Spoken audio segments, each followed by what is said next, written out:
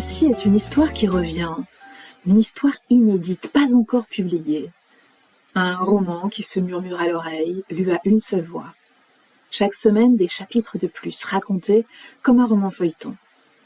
Bienvenue dans l'Histoire continue. Je m'appelle Léna Paul-Le Garec et je vous raconte la toute première histoire, celle de la fille aux yeux mentalo. Chapitre 17. Ce jour-là, un jour pas comme les autres, où même la saleté file se cacher sous les tables, Max n'arrive pas seul. Il est accompagné d'un ami, plutôt une connaissance, un type qui apparemment a vu et apprécié la vidéo. Il serait producteur. Oh, la chance vient à elle. La petite est aux anges. Son talent est reconnu, enfin reconnu. Alors que le soir n'est pas tombé, il commande à Mike du champagne pour l'occasion. Entre ces deux-là, Mike et Max, persiste le respect mutuel des raclures. Puis, après les bulles et les mirages, ils annoncent qu'ils doivent causer. Elle comprend, s'exécute. La mouche, le rouge à lèvres, le baiser au flipper. Puis ils montent, tous les trois. Mais Max descend aussitôt, la mèche en arrière. Il s'installe au bout du zinc et scrute l'heure sur sa montre obscène. Le type ne traîne pas à réapparaître. Il est efficace, doit parler vite. À peine un geste de la main en direction de Max, un clin d'œil expéditif, et il part.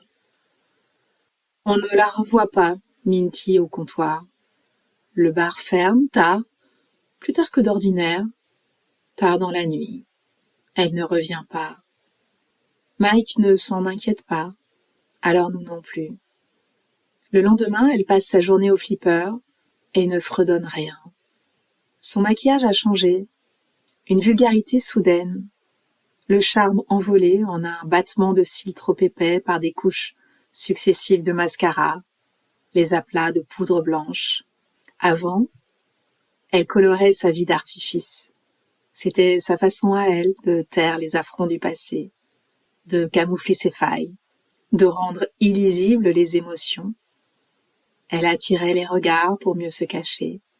C'était aussi sa manière de s'amuser, d'afficher ses envies d'ailleurs et de tenir le monde à distance, hors de portée. Elle ne s'intéresse pas, elle ne veut pas se ressembler, elle veut être autre, avec phare et fanfare.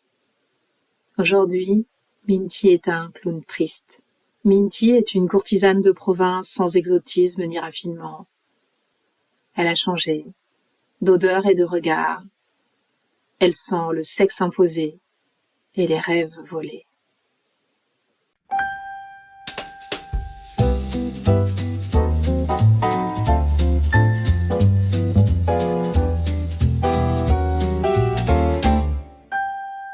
Chapitre 18.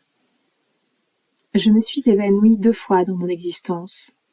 La première, lors de ma dernière fausse couche, percluse de douleur. La deuxième, au moment où je vis une femme,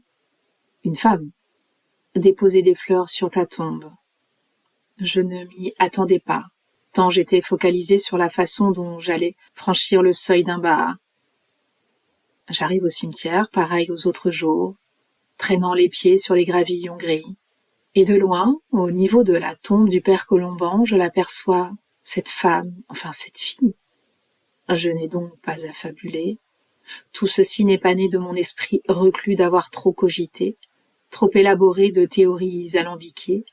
Quand je pense à toutes ces heures infructueuses dissimulées derrière les grands cyprès, et il leur a suffi du fortuit pour tomber sur elle. À quoi ça tient? On pourrait presque croire qu'elle cherche à être débusquée. Elle ne se cache pas. Elle n'a pas honte, elle. Je me garde bien d'approcher. Je reste en retrait comme je l'ai toujours fait. Je fais mine de me recueillir sur la tombe du père Colomban, main jointe, tête basse, œil en coin. Je la distingue à peine. Je tente de la photographier mentalement, d'enregistrer chaque courbe de sa silhouette, même de dos, même de profil. Je ne bouge pas. Le monde autour de moi se floute, tout se pixelise, sauf cette forme, sauf elle. Seule existe cette silhouette. Je ne croise pas son visage, encore moins son regard. Je ne la connais pas, je ne l'ai jamais vue auparavant. Je ne sais pas qui c'est. Une seule certitude, une inconnue dépose depuis des mois et des mois de façon régulière des fleurs, et sans doute un peu de son odeur, sur la sépulture de mon Adrien. Mon Adrien. Bon, je ne suis pas possessive et encore moins jalouse. Je n'ai pas eu à l'être.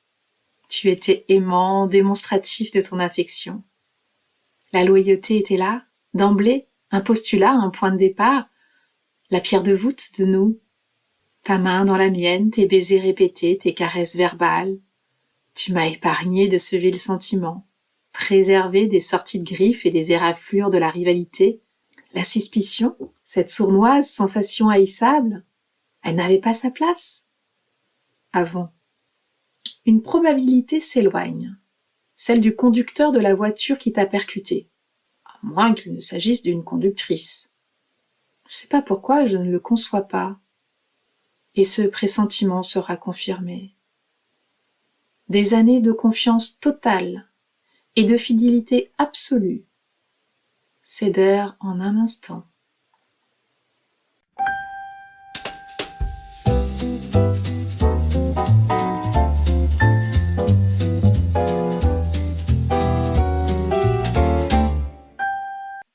Chapitre 19.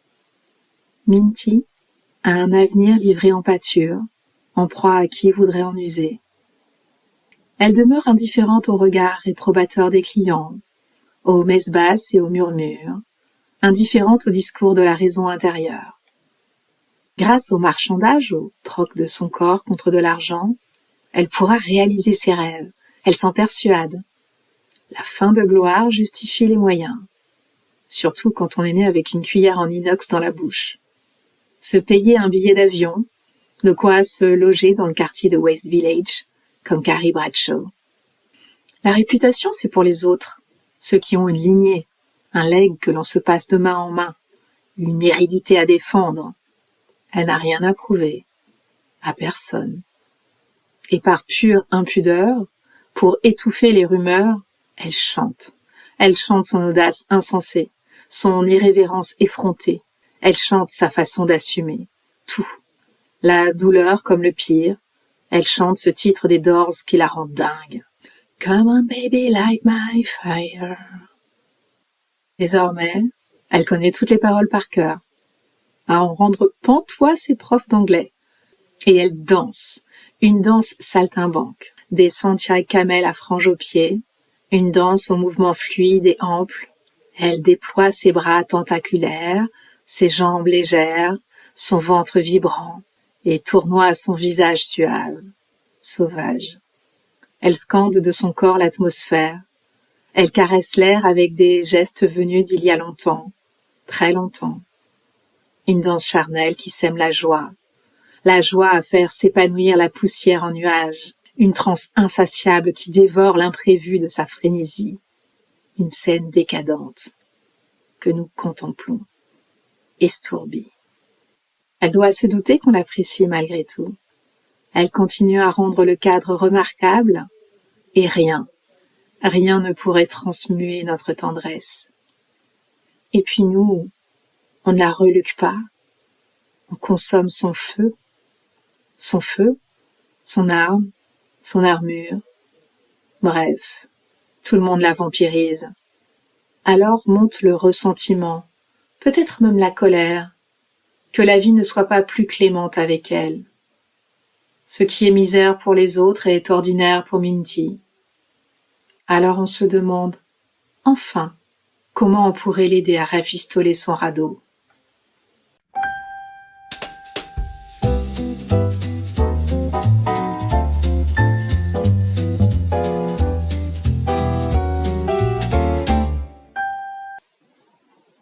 Chapitre 20. Je n'ose y aller, entrer, franchir la porte. Je commence par le premier bar de la rue Jean-Jacques Prévert, le plus proche, presque en face de ton travail. Petit, tout en longueur, froid et foutraque. Un bar tabac avec des revues emballées et des tickets qui promettent de l'argent facile, du bonheur à gratter. Loin de l'endroit amical brossé par tes collègues. Ce n'est pas lui. Je chemine vers le second, après la banque, après l'agence immobilière. Passe et repasse devant. Je rôde. J'arpente ce bout de bitume, use mes pieds et 100 fois ma fébrilité. Je m'invente des peurs supplémentaires pour ne pas entrer. Et si un de tes collègues me repérait, que pourrais-je dire? Bredouiller, ça oui, je sais faire. Piètre menteuse, berner, ça non. Je tenterais de prétexter une balade au hasard pour dissiper mon cafard. On ne me croirait pas, mais je n'ai rien d'autre sous le crâne. Dès que je passe le seuil, je l'aperçois. Difficile de ne pas la remarquer, on ne voit qu'elle. Certains, dit-on, repèrent le flipper. Moi, je ne vois qu'elle. Elle flamboie. Cette vision revêt les traits d'une révélation. Un retardement. Je prononce un bonjour machinal un peu forcé. Personne ne m'entend. Je m'installe à une table dans un coin près du billard et garde mon manteau. Mes mains cramponnées au fond des poches, froides, figées, je me statufie. On ne s'occupe pas de moi et cela m'arrange. Je peux balader mon cœur inquisiteur, inspecter, scruter l'endroit qui recèle ton mystère, disséquer chaque encoignure de l'atmosphère. J'examine à la dérobée, l'œil oblique, et comprends. Il ne faut pas longtemps pour saisir pourquoi vous veniez ici. L'ambiance conviviale, le flipper, le jukebox, et la serveuse. Elle irradie le lieu, trop maquillée, pas assez habillée. Les mains couvertes de mitaines, à la table d'à côté, un homme écrit. Il prend des notes sur un carnet sans même lever la tête de sa lecture. Les yeux trempés dans un livre et la main dans l'encre. Une main autonome. Il sait faire 2 choses à la fois. Pourtant, il me voit. Il sait faire 3 choses à la fois. Et il m'explique qu'il n'y a pas de service en salle. La commande se fait au comptoir. Je suis tétanisée, pétrie d'une peur difficile à rationaliser. Mon manteau pèse lourd, il m'écrase. Je suis comme lestée dans mes vêtements. Je n'ose me lever. J'ignore où je vais trouver le courage de lui parler. Nerveuse, les joues empourprées, je me dirige vers elle. Mes pas sont lourds, mes épaules s'affaissent. J'avance avec la précaution de jambes désarticulées, et yeux ailleurs, tant il m'est impossible de l'affronter. Comme si le cours de mon existence ne tenait qu'à un regard. Elle ne semble pas me connaître, pas me reconnaître. Ce n'est pas parce qu'elle m'est étrangère que l'inverse est vrai. Tu ne lui as donc pas parlé de nous, Adrien, pas montré la moindre photo de nous. Comment est-ce possible? Toi qui étais si fier de notre amour, qui ne manquait aucune occasion pour dire à quel point nous étions heureux. Au comptoir, je parle aux Indes, commande un café allongé et le bois debout. Je ne retourne pas m'asseoir. Je ne vois qu'elle. Elle ne bouge pas, elle oscille, elle serpente. La lumière l'enrobe de son étreinte. Je ne vois que son ardeur, sa vitalité, son diable au corps qui éclabousse tout. Je la dévore. Dieu qu'elle est belle. Dieu qu'elle est jeune. D'une indécente fraîcheur. Sans complexe. Son t-shirt trop ample provoque un tombé. Il glisse le long de son bras. Dégage son cou. Dévoile la courbe de sa clavicule et son épaule. Son épaule nue. La rondeur de son épaule nue. Gourmande. Une peau pleine, lisse, lumineuse, presque luisante, à croquer. Je pourrais la mordre. Moi, au corps épais recouvert de douleur, au corps qui se froisse et s'effrite, à l'âge qu'il a pris d'un seul coup. Je pourrais la mordre, elle et son visage de satin à la blancheur qui n'est pas ma pâleur. Mais je repars aussitôt, le café bouillant encore agrippé à mon palais. D'un pas pressé, hâtif, à m'en démantibuler les hanches, je me rends au cimetière. Les idées se pressent dans ma tête, tournent sur elles-mêmes, et me martèle les parois dans un manège endiablé. Claque en moi, je suffoque, ne sais plus comment respirer. À bout de souffle sans force, je tente de retenir l'étourdissement qui arrive. Des fleurs se désintègrent sur l'autel de notre amour. Je trébuche sur le brouillard. Sur ta tombe, je tambourine. Je frappe le marbre. Je cogne de toutes mes forces. J'assène des coups de poing serrés à m'en rompre les os. Si je pouvais le casser, si je pouvais briser ce mur pour que tu me dises la vérité, que tu me révèles ton secret d'outre-tombe, je t'en supplie. Faut-il que je me prosterne sur ta pierre, que je t'implore de me répondre, que je te mendie? Qui est-elle? Quel est votre lien? Qui est cette fille? Quelle relation as-tu entretenue avec elle? Qui est-elle? D'ordinaire, on prête des vertus aux défunts. Moi, je te flanque de vices. Adultère. Comment as-tu pu, Adrien? Elle est si jeune. Je te reconnais plus. Comment as-tu pu faire de moi une femme jalouse et suspicieuse? Comment as-tu pu nous déposséder de nous?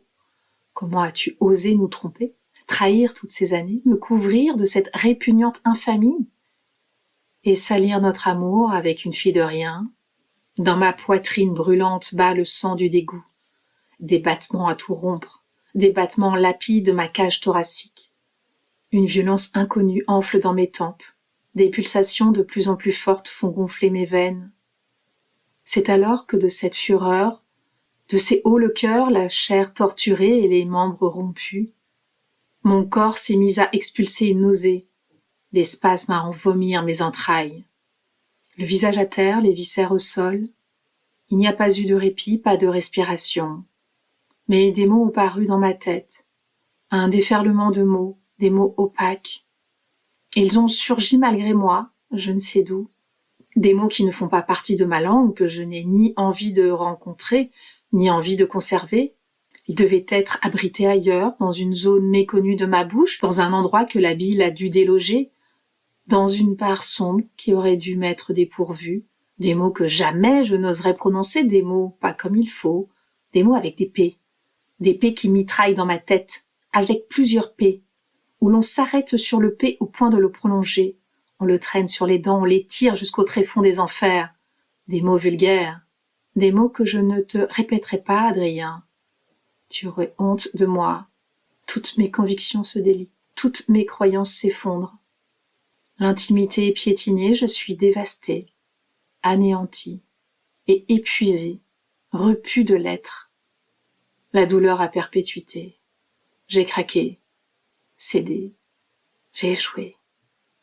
Peste, pain bêche, pauvre cloche, putrelle, poivre, punaise rampante, cloporte, pourriture, pétasse, poufiasse, petite pute, putain, salope. Peut-on descendre encore plus bas dans la souffrance? On présume pouvoir tout surmonter. Non. Si le bonheur est sans limite, le malheur a son plancher. Au-deçà du seuil, le cœur se perfore tant il glisse dans les bas-fonds de l'âme, s'engouffre dans un abîme vertigineux, une béance insondable.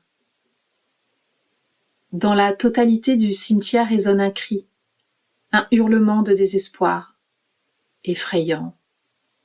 Un cri à faire ployer les grands cyprès, un cri de rage comme un orage sans fin, à faire sonner le glas, à faire fuir les chats. Maintenant vous savez, vous éprouvez les circonstances de ma rencontre avec celle dont je ne connais pas encore le prénom, avec celle qui n'était pas mon genre. Bientôt je tomberai, moi aussi, sous son charme. Patience. Vous avez le droit à mon histoire. Un reste à vous dire la nôtre, et surtout la sienne, parce qu'une chose est sûre, c'est elle l'héroïne.